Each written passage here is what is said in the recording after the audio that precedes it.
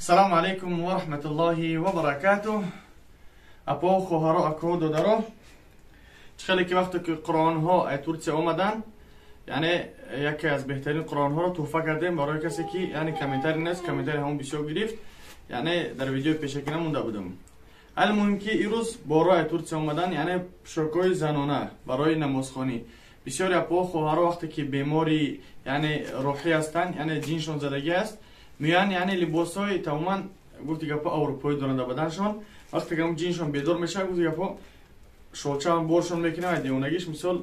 بعضی حالت میشه عورتا گفتی گپا بیدار میشه، قچون یگان مردینگی هم نیست. اما خاطر مثال ما تصمیم گرفتیم که ترکیه برز کس کردیم، یعنی به نهایت برای خوب بگیم ها زوراگی شویم کم و کک اتپری توشن یعنی اتوشون کن در کار خوب میشه، یعنی هسته کرتاها با همراه سطرهاشون دیسنه انشاءالله سطر با همراه سطرش همچنین یعنی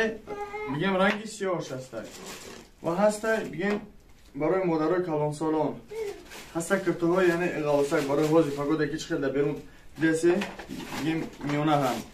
یعنی هستن چند نوعش هسته این کلیوش به نهایت کرتاهای خوبن و کچ سوشن هم خوبن. نرخوشن انشاءالله که رقم های در روی اکران میبینین، میتونین که زنگ بزنین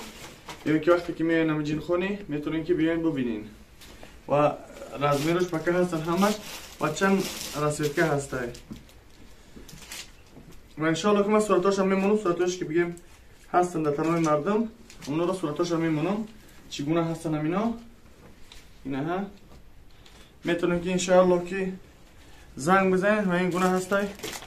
بگیم چند نمود بگیم کرتاها هسته بگیم خیلی سویتش هسته این نمیدون سویتش خیلی جمنی کاری چنین اینی گراخه درچه اینیش هسته نتونی سیو غوصه کنگی جیم پراست هستن خیلی کرتاها بینی ها کرتاها شروعان اینه ها خیلی که مشاهده حال هستیم پکه هسته میتونیم که انشاءالله یعنی چی گفتن برای که کرتوها نو اومدگیم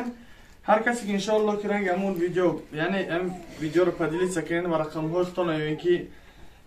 کامنتر بنویسین اگر همین ویدیو 20,000 پرسمات زیاد گرفت بگیم خیلی جیمپروی خشرو دوران هستن میگه به زورکفکه بلوی کرتوها میشه که بپوشیم. مثلا بعضی کرتوها هستن گفتی که با تنگ مثلا میان اپا خوارا بذاری که نه بلوی بپوشن تا اینکه مثلا چی زینتی زمانگیشون نتوه چون که الله سبحانه و تعالی میگه ولا یضربن بارجلهن لیعلم ما یخفین من زینتهن. مثلا بعضی زن هستن که کبلو که دراز میپوشن با اونها با پای خود در زمین که میزنن مردم یعنی بیدار میشن میبینن اونها را، یعنی هم خیلی چیزا رو میگن نپوشن که تا اینکه عورتش یعنی شما را نگه نکنن، زینت شما را در چشم اونها نغلطه. المهم که این خیلی جیمپرو هستن، بزوکفکا هستن برای وزیر پگوده و چند نمود کرتوها هستن و صورتاش انشاءالله میمونم در یوتیوب درش تماشا کنین. وقتی در امان الله باشین. السلام علیکم.